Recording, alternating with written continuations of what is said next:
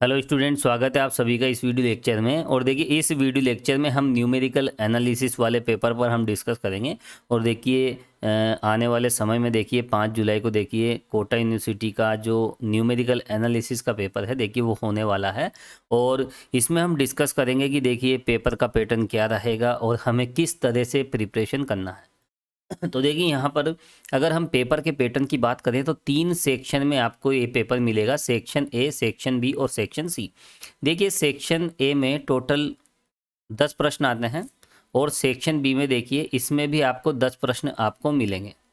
और देखिए section C में 4 प्रश्न आते हैं। तो यहाँ पर देखिए सेक्शन ए में जो 10 क्वेश्चंस मिलेंगे वो छोटे छोटे प्रश्न होते हैं और वो सभी देखिए 1/2 मार्क, ठीक है। सभी प्रश्न आधे अंक के होंगे। और देखिए सेक्शन बी के जो क्वेश्चंस होते हैं वो होते हैं देखिए 5 मार्क्स के।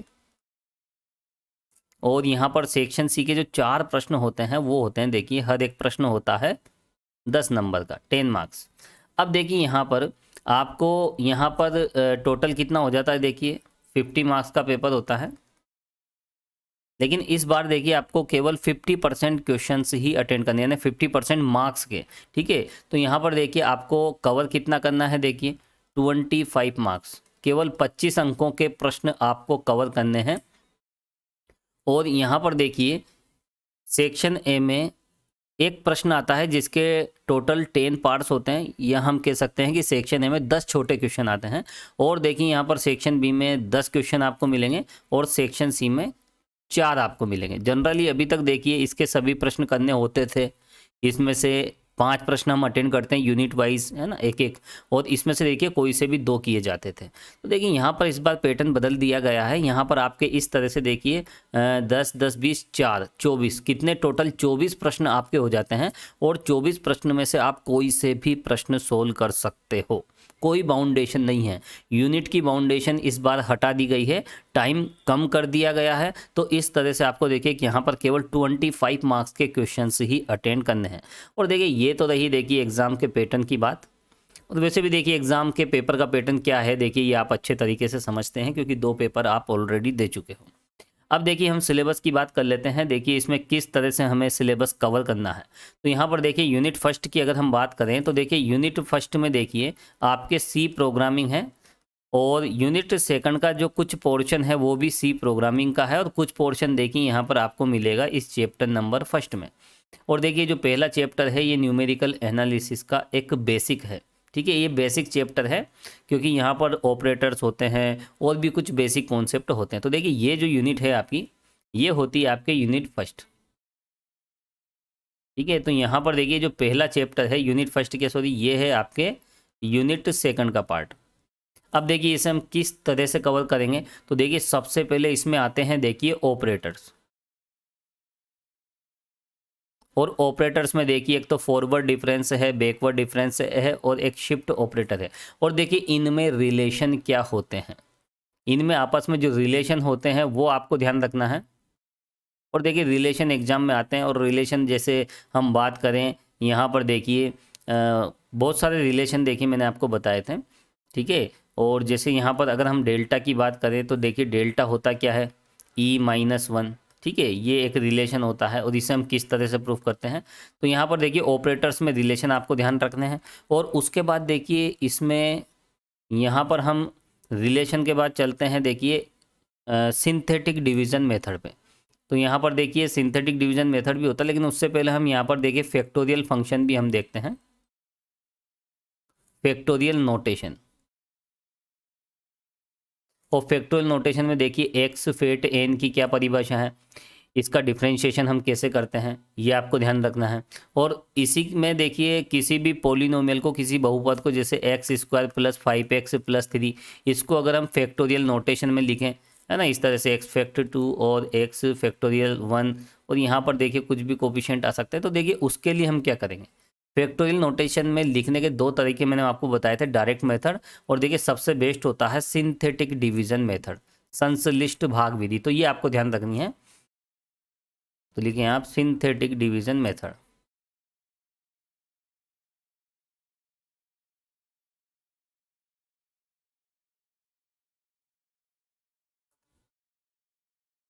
और देखिए सिंथेटिक डिवीजन मेथड किस तरह से हम यूज करते हैं और देखिए इसका क्या प्रोसेस है, ये सब मैं आपको बता चुका हूँ। और सिंथेटिक डिवीजन मेथड का मेन यूज होता है देखिए किसी भी पॉलिनोमियल को बहुपद को फैक्टोरियल नोटेशन में लिखना। और उसके बाद देखिए एक हमने देखी थी देखिए fundamental theorem of difference calculus. N घात के बहुपद का एन व अंतर अचर होता है और एन प्लस वन व या इससे बड़े अंतर सब जीरो हो जाते हैं। तो देखिए इसका प्रूफ आपको पता होना चाहिए। और इसके बाद देखिए इसमें शून्य के अंतर हम देखते हैं, डिफरेंसेस ऑफ ज़ीरो। और देखिए शून्य के अंतर में एक रिकरेंस रिलेशन होता है, वो आपको स्पेशली ध्यान रखना है। इसमें क्या होता है, एक रिकरेंस रिलेशन होता है, ठीक है, वो मैंने प्रूफ करके बताया था। और यहाँ पर देखिए इसके बाद देखिए इस जीरो के डिफरेंस की हेल्प से हम सीरीज का सम कैसे करें, सम ऑफ सीरीज जो भी सीरीज है उसका सम हम कैसे करें। तो देखिए यहाँ पर ये सब बातें आपको इस पहले चैप्टर में आपको कवर करना है। यूँ कह सकते हैं कि देखिए इसमें कॉन्सेप्ट ज़्यादा है और ये बेसिक है। अब देखिए हम चलते हैं यूनिट सेकंड पे। तो देखिए यूनिट सेकंड में आपको ये 4 चैप्टर कवर करने होंगे। हालांकि देखिए चारों चैप्टर में ज़्यादा समय नहीं लगता है, अगर हम प्लानिंग से करें तो देखिए बहुत आसान है। सबसे पहले देखिए समान अंतराल की हम बात करेंगे। तो समान अंतराल में, और देखिए जो चौथा चैप्टर है केंद्रीय अंतर्वेशन सूत्र, ये भी समान अंतराल के लिए है। तो ये दोनों चैप्टर किसके लिए हैं, देखिए ये है इक्वल इंटरवल्स के लिए, है ना, समान अंतराल। और देखिए समान अंतराल पर x का मान दिया जाता है, तो ऐसी कंडीशन में हम फंक्शन का मान कैसे निकालेंगे। तो यहाँ पर देखिए दूसरा और चौथा चैप्टर इक्वल इंटरवल्स के लिए है। अब देखिए इसमें कौन कौन से फॉर्मूले हम यूज करेंगे। तो देखिए बिल्कुल आसान सी बात है, आपको मैं बता देता हूँ। जैसे ये x की वैल्यूज इसके इस तरह से है, यहाँ पर x की स्टार्टिंग वैल्यू है, यहाँ लास्ट वैल्यू है। तो देखिए जब हम x की स्टार्टिंग वैल्यूज के करस्पॉन्डिंग फंक्शन की वैल्यू निकालें, तो यहाँ पर हम कौन सा फॉर्मूला यूज करते हैं, Newton Gregory forward interpolation formula, ठीक है, न्यूटन ग्रेगरी फॉरवर्ड शॉर्ट में हम लिख लेते हैं। और यहाँ पर अगर हम लास्ट की जो भी वैल्यूज है एक्स की, सपोज कीजिए ये सब एक्स की वैल्यूज है, ये जो स्केल है देखिए ये एक्स की स्केल मैंने बना दी। तो देखिए एक्स के अंतिम मानों की बात करेंगे तो देखिए न्यूटन ग्रेगरी बैकवर्ड। और ये दोनों फॉर्मूले किस में पढ़े जाते हैं, देखिए इस चैप्टर में। दूसरे चैप्टर में केवल 2 फॉर्मूले हैं, न्यूटन अग्र अंतर्वेशन सूत्र और न्यूटन का पश्च अंतर्वेशन सूत्र। और यहाँ पर देखिए बैकवर्ड लिखना है मुझे, क्या आएगा यहाँ पर, न्यूटन ग्रेगरी बैकवर्ड इंटरपोलेशन, ठीक है।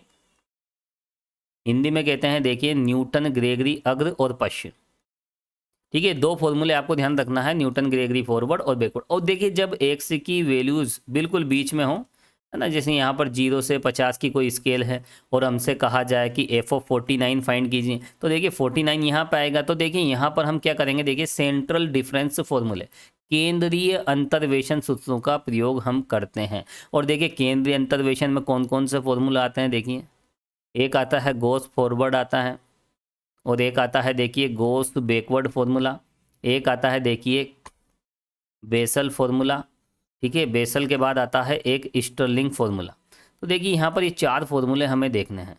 और देखिए न्यूटन ग्रेगरी अग्र, न्यूटन ग्रेगरी पश्च, ये कब यूज करते हैं ये मैं बता चुका हूँ। मध्यवर्ती मानों के लिए हम ये 4 फॉर्मूले यूज करेंगे। और देखिए जिसमें सबसे आसान होता है देखिए फॉरवर्ड, ठीक है। तो ये आप इससे काम चला लें, कहीं कोई दिक्कत नहीं। अब देखिए यहाँ पर जब क्वेश्चन आते हैं तो सिंपल कुछ एक्स के साथ हमें फंक्शन की वैल्यूज दे दी जाती है, सब इक्वल इंटरवल्स के लिए, इस बात को ध्यान रखना। समान अंतराल के लिए ये आपके कितने 6 सूत्र हो जाते हैं, समान अंतराल। ये दूसरा चैप्टर देखिए समान अंतराल पर है, और ये जो चौथा चैप्टर है ये भी समान अंतराल पर है। एक्स के प्रारंभिक मानों के नज़दीक फलन का मान निकालते हैं तो न्यूटन ग्रेगरी फॉरवर्ड, एक्स के अंतिम मानों के नज़दीक यदि हम फलन का मान निकालें, फंक्शन की वैल्यू निकालें, तो न्यूटन ग्रेगरी बैकवर्ड। और देखिए एक्स के मध्यवर्ती मानों के लिए ये 4 फॉर्मूले, इन्हें कहते हैं हम सेंट्रल डिफरेंस फॉर्मूले, ठीक है। तो यहाँ पर देखिए केंद्रीय अंतर्वेशन सूत्र कोई सा भी आप लगा सकते हो। हालांकि इनके देखिए चारों फॉर्मूले आपको ध्यान रखने हैं, और इससे रिलेटेड एक एक 2 प्रश्न आप सोल्व कर लीजिए, तो देखिए ये आपका कवर हो जाता है। तो देखिए यहाँ पर इस एक्सरसाइज में देखिए ये न्यूटन ग्रेगरी फॉरवर्ड आप ध्यान रखें और न्यूटन ग्रेगरी बैकवर्ड आप ध्यान रखें, और इससे रिलेटेड 2-2 4-4 प्रश्न आप कर लीजिए। तो देखिए आपका दूसरा चैप्टर कंप्लीट हो जाता है। और चौथे चैप्टर के लिए देखिए दूसरा और चौथा आपस में इंटर रिलेटेड है, ठीक है, ये भी समान अंतराल के लिए है। तो चौथे चैप्टर में देखिए केवल 4 फॉर्मूले आपको ध्यान रखने हैं और एक एक प्रश्न इसका आपको सोल्व करना है। अब देखिए यहाँ आते हम असमान अंतराल के लिए। ये जो तीसरा चैप्टर है असमान अंतराल, तो देखिए इसमें देखिए टोटल आपको 2 फॉर्मूले मिलेंगे और वो 2 फॉर्मूले कौन से हैं देखिए। एक तो न्यूटन विभाजित अंतर सूत्र है ना, Newton divided difference, Newton divided difference formula, Newton विभाजित अंतर सूत्र। और दूसरा कौन सा फॉर्मूला है देखिए, लाग्रांज इंटरपोलेशन फॉर्मूला। तो यहां पर देखिए 2 फॉर्मूले असमान अंतराल के लिए। तो देखिए जब भी समान अंतराल आ जाता है तो देखिए ये 6 फॉर्मूले आपको ध्यान रखने हैं, जिसमें न्यूटन ग्रेगरी फॉरवर्ड आ गया, बैकवर्ड आ गया, और इसके अलावा अगर मध्यवर्ती मान है तो गोस फॉरवर्ड, गोस बैकवर्ड और बेसल और स्टर्लिंग, ये 4 फॉर्मूले। हालांकि ये देखिए बहुत बड़े बड़े फॉर्मूले हैं बेसल स्टर्लिंग। तो गोस फॉरवर्ड सबसे आसान होता है, एक की आप अच्छे से प्रैक्टिस करें। हालांकि देखिए एग्जाम में इस तरह से क्वेश्चन भी आ सकता है, बेसल फॉर्मूले का यूज करके आप इस फंक्शन की वैल्यू निकालो, है ना, एक्स की इस वैल्यू पे। तो आपको देखिए फिर उसी मेथड से करना है, अदरवाइज ये बेस्ट है।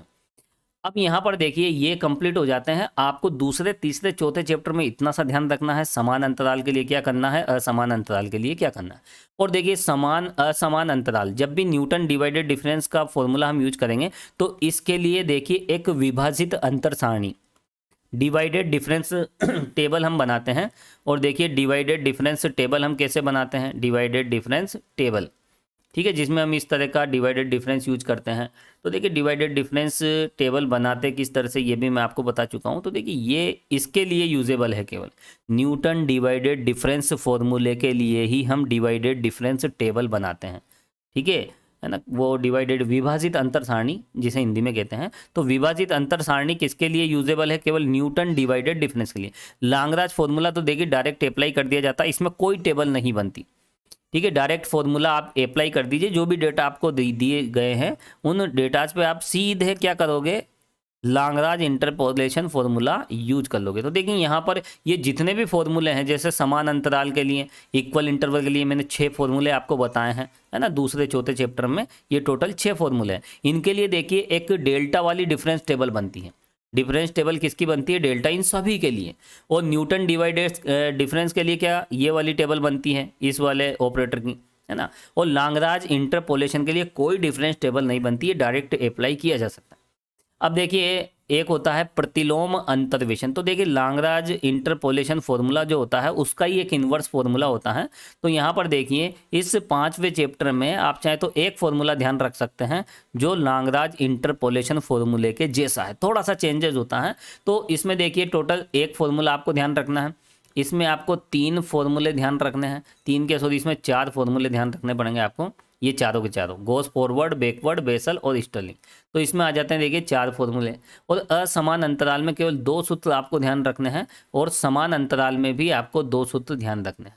समान अंतराल में 2 सूत्र, एक तो Newton Gregory backward, Newton Gregory forward, है ना, दोनों फॉर्मूले इसमें हो जाते हैं। और देखिए असमान में कितने हो गए, देखिए ये मैंने बता दिए, ये रहे न्यूटन और लाग्रांज, ठीक है। और यहाँ पर देखिए चौथे चैप्टर में ये 4 फॉर्मूले, गोस, बैकवर्ड, फॉरवर्ड, बेसल, स्टर्लिंग और इनवर्स इंटरपोलेशन, इसमें एक फॉर्मूला होता है। चलिए ये सिंपल सी बात है जो आपको ध्यान रखनी है। अब देखिए इसमें हमने असमान अंतराल में जब विभाजित अंतर हमने देखे थे, डिवाइडेड डिफरेंस, तो देखिए विभाजित अंतर की कुछ प्रॉपर्टीज हैं, जिसमें हमने एक थ्योरम हमने देखी थी, nth divided difference, n degree polynomial का क्या हो जाता है, 0। n घात के बहुपद का nवां विभाजित अंतर क्या होता है, कांस्टेंट होता है, 0 नहीं होता, कांस्टेंट होता है। इसी के जैसी एक थ्योरम है, देखिए फंडामेंटल थ्योरम डिफरेंस कैलकुलस की तरह ही इसमें एक थ्योरम है ना, विभाजित अंतर के क्या गुणधर्म है ये आपको ध्यान रखना है। अब देखिए यहाँ पर ये तो रही देखिए यूनिट सेकंड की बात। तो ये जितने भी चैप्टर है 2 से लेकर 5 तक, ये आपके यूनिट 3rd में आते हैं, सॉरी कौन सी यूनिट में आते हैं, यूनिट 3rd में। तो ये आपकी यूनिट फर्स्ट है, फर्स्ट के सॉरी सेकंड, और ये है आपकी देखिए यूनिट नंबर 3rd। अब देखिए यहाँ पर यूनिट फोर्थ की अगर हम बात करें तो देखिए यूनिट फोर्थ में हमें यहाँ पर संख्यात्मक अवकलन और संख्यात्मक समाकलन, ये दो चैप्टर हमें देखने हैं। तो देखिए यहाँ पर अगर आप 2 से लेकर 4 तक के चार, 2, 3, 4, ये 3 चैप्टर अगर कवर कर लेते हो तो देखिए ये न्यूमेरिकल डिफरेंशिएशन वाला जो भी चैप्टर है वो कवर हो जाता है। और इस यूनिट फोर्थ में देखिए यहाँ पर मैं नेक्स्ट पेज पे ले चलता हूँ आपको। यूनिट फोर्थ, देखिए यूनिट फोर्थ में एक तो है न्यूमेरिकल डिफरेंशिएशन,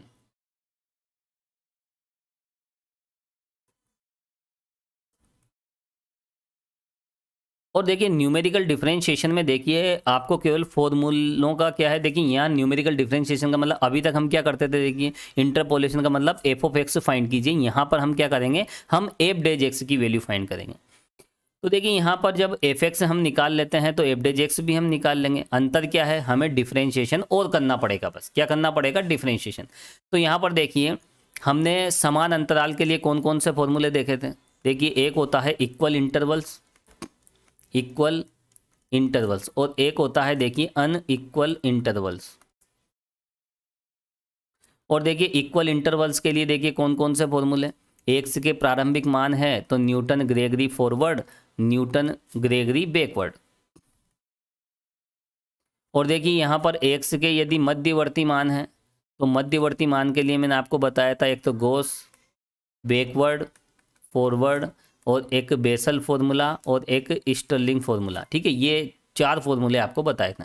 जब अनइक्वल इंटरवल्स की बात आती है तो हम क्या करते हैं, न्यूटन का डिवाइडेड डिफरेंस फॉर्मूला हम यूज करते हैं, न्यूटन डिवाइडेड डिफरेंस फॉर्मूला। और एक होता है देखिए लाग्रांज फॉर्मूला, अभी आपको मैंने बताया था वही वाली बात है।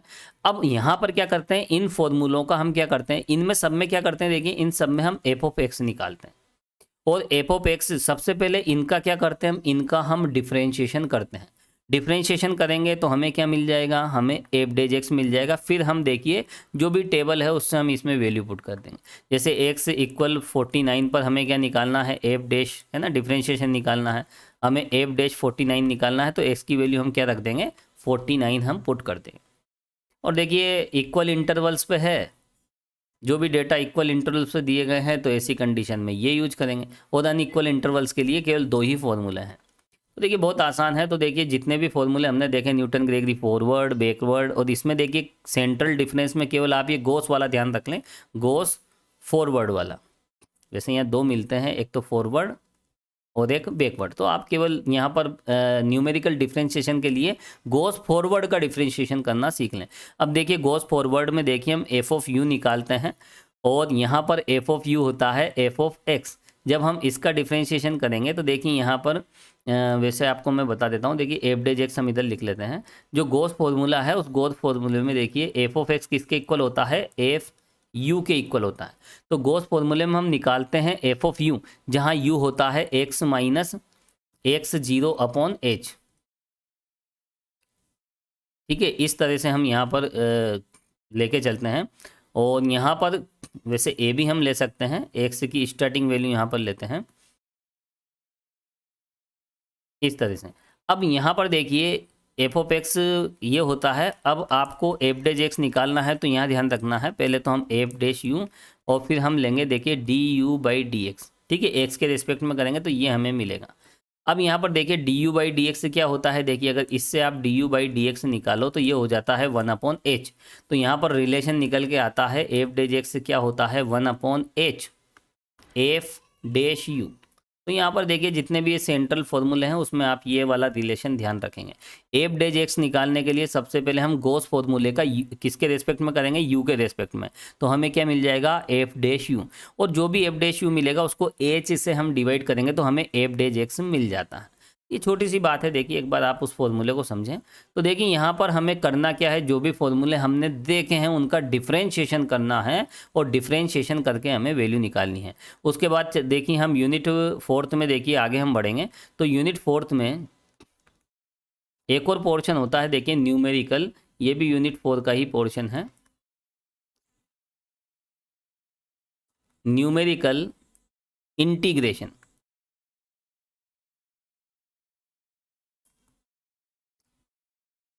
तो देखिए न्यूमेरिकल इंटीग्रेशन में हमें क्या देखना है, न्यूमेरिकल इंटीग्रेशन की अगर हम बात करें तो देखिए इसमें एक तो ट्रेपेजोइडल का रूल, ट्रेपेजोइडल रूल हमें देखना है। इसके अलावा देखिए सिम्पसन रूल हमें देखना है, और सिम्पसन में भी देखिए दो रूल मिलेंगे, एक तो 1/3 वाला और एक 3/10 वाला। और उसके बाद देखिए सिम्पसन के बाद एक रूल और होता है इसमें वेडल, वेडल रूल आप देख लीजिए। और एक होता है देखिए इसमें गोस क्वाड्रेचर फॉर्मूला।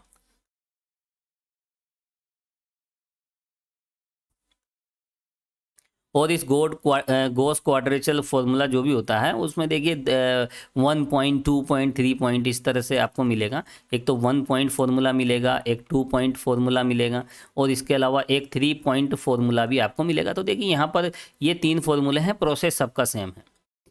तो यहाँ पर देखिए यूनिट 4 में केवल आपको 1, 2, 3, 4 ये 4 फॉर्मूले ध्यान रखने, और इसके जो भी एक एक दो दो प्रश्न हैं वो आप सोल्व कर लीजिए। तो देखिए चौथी यूनिट कवर हो जाती है। चौथी यूनिट के बाद देखिए जो 5th यूनिट है,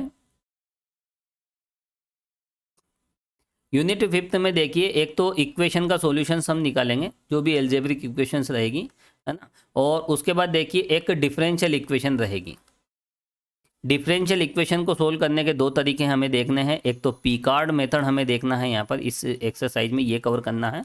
और पीकार्ड के अलावा एक आइलर मेथड होता है, ठीक है। तो यहाँ पर देखिए ये दो मेथड हमें देखने हैं, बहुत आसान मेथड है देखिए। और देखिए इधर यूनिट 4th में अगर हम बात करें जो भी ट्रांसडेंटल इक्वेशंस होती हैं, जैसे x² plus x plus 1 equal 0, इसका सॉल्यूशन निकालना, x² plus x sine x plus 5 equal 0, इसका सॉल्यूशन निकालना, है ना। ये डिफरेंशियल इक्वेशन तो आप जानते हो फर्स्ट ऑर्डर की, 5y इक्वल टू 0, इसका सॉल्यूशन कैसे निकालें, है ना। कुछ इनिशियल कंडीशंस आपको दे दी जाएगी यहाँ पर। तो इस तरह की डिफरेंशियल इक्वेशन का सॉल्यूशन हमें निकालना है दो मेथड से। और यहाँ पर देखिए जो भी इस तरह की इक्वेशंस होगी उसमें देखिए हम कुछ मेथड यूज करेंगे, जैसे एक तो बाइसेक्शन मेथड होता है ना, बाइसेक्शन मेथड। और इसके अलावा देखिए एक होता है न्यूटन राफसन मेथड, ये भी हमें देखना है ना। न्यूटन राफसन मेथड को हमें समझना है। और देखिए एक और होता है रेगुला फाल्सी मेथड, है ना, मिथ्या स्थिति विधि भी कहते हैं इसे। तो देखिए रेगुला फाल्सी हुआ, न्यूटन राफसन हुआ, बाइसेक्शन मेथड हुआ। तो यहाँ पर देखिए ये 3 मेथड आपको ध्यान रखने हैं। तो देखिए इस तरह से ये आपके यूनिट 5th में ये 2 चैप्टर आपको मिलेंगे। अगर मैं सिलेबस पे चलूँ तो देखिए सिलेबस पर यहाँ पर देखिए सेकेंड पार्ट पे हमें आना है। यहाँ पर देखिए 4th यूनिट में ये दोनों चैप्टर हैं। और देखिए जो 5th यूनिट है उसमें ये देखिए आप numerical solution algebraic and transcendental equation. देखिए यहाँ पर एल्जेब्रिक इक्वेशन और ट्रांसडेंटल इक्वेशन में क्या अंतर है, देखिए यहाँ पर देखिए जो अबीजीय समीकरण है जिसमें देखिए साइन एक्स आ जाता है, log x आ जाता है, ये सब अबीजीय समीकरण होती है ट्रांसडेंटल इक्वेशन। और देखिए बीजीय समीकरण का मतलब जिसमें एल्जेब्रिक जैसे x² plus 5x plus 4 equal 0 है ना, तो जिसमें पोलिनोमियल वाली इक्वेशंस आ गई वो सब क्या है, बीजीय। खैर आपको तो सीधा कोई इक्वेशन आपको दी जाएगी, आपको सोल्व करना है। तो यहाँ पर ये पहला चैप्टर और एक आता है देखिए इसमें ये वाला चैप्टर, ये बनती है आपके यूनिट नंबर 5th। तो देखिए यहाँ पर इस तरह से आपको प्रिपरेशन करना है। तो देखिए स्टूडेंट्स यहाँ पर अगर हम इन सब बातों को देखिए, ये जो भी कचरा है देखिए मैं हटा देता हूँ एक बार। देखिए तो ये छोटी छोटी बातें हैं जो आपको ध्यान रखनी है। देखिए पेपर को आपको इस तरह से कवर करना है।